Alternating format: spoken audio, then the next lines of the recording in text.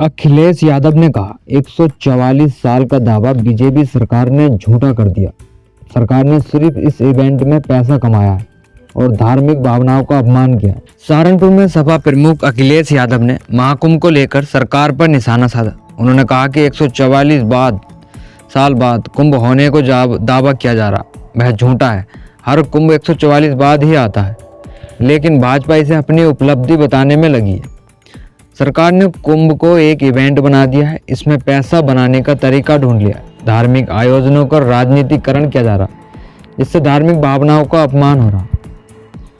अखिलेश यादव ने सहारनपुर केंद्रीय मंत्री स्वर्गीय यशपाल सिंह की पोती की शादी में आए थे। यहाँ उन्होंने कहा, देश और प्रदेश की जनता को बजट से बहुत उम्मीदें थी, लेकिन वह पूरी नहीं हुई। किसानों और युवाओं के लिए कोई ठोस योजना नहीं बनाएगी, जिससे उनकी समस्याएं और बढ़ेंगी। क्या गन्ने की कीमत बढ़ाई गई है? क्या कीटनाशक दवाइयाँ सस्ती हुई हैं?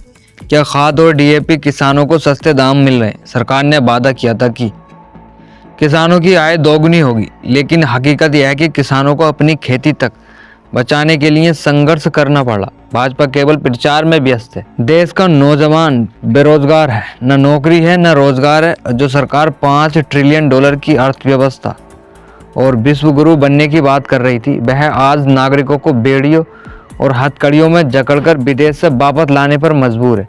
यह भारत की प्रतिष्ठा को ठेस पहुंचाने वाला है। भाजपा चुनावों में धांधली करने की तैयारी कर रही है। पड़ोसी राज्यों में हुए उपचुनावों में मतदाताओं को मतदान केंद्रों तक नहीं जाने दिया गया। पुलिस की मौजूदगी में जबरन वोट डलवाए गए। यह भी सुनने में आया कि पुलिसकर्मी खुद ईवीएम का बटन दबा रहे थे।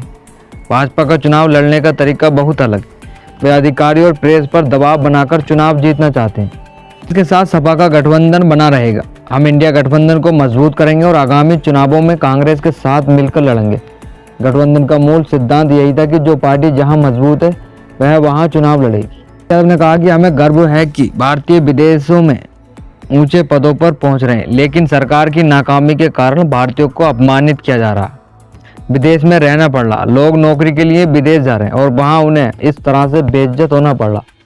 यह सरकार की नाकामी है और असफलता है। भाजपा वक्फ बोर्ड मुद्दे को जानबूझकर उठा रही है ताकि हिंदू मुसलमान के बीच बहस चलती रहे और असली मुद्दों से जनता का ध्यान भटकाया जा सके।